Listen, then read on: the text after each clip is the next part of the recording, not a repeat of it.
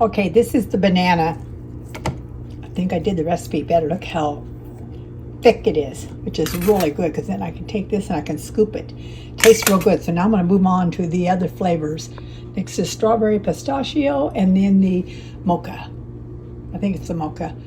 Yeah.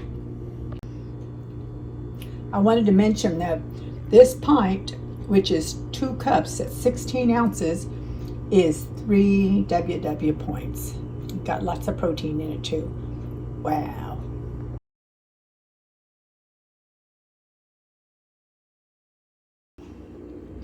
So this is the strawberry, and then after I did the mix-ins with about 4 or 5 little chopped strawberries, it mixed it in with it.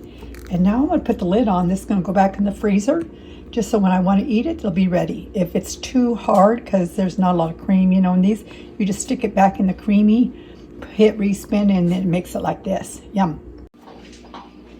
Okay, this is the pistachio. Turned out real thick, tastes real good. I'm adding some Lily's dark chocolate baking chips. 15, I think, or 16 it says, is 1 point. So since this is 3 points for the whole thing, I'm going to add 1 extra point for the chocolate, make it like a chocolate chip. Or you could put a tablespoon of sprinkles, but I think I get a little more out of it by using the Lily's. But anyway, we'll see how it tastes. Okay, I just learned something. There's a little thing here called mix-ins. That's what I want to hit instead of, you hit respin when it's powdery on top to cream it. But when you're adding like chocolate chips or, you know, like I did on the other strawberries, you want to hit mix-ins. So I'm going to hit mix-ins.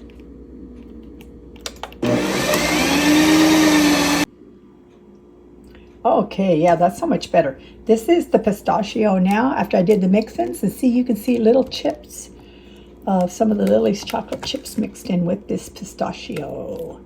So this whole container, like I say, is 16 ounces. If I eat the whole thing, it's only 4 points. Yum. Or if I want to just be a good girl and eat half of it at a time, then it's only 2. Last one. I just did. This was the chocolate mocha, and I decided to make it a chocolate peppermint mocha.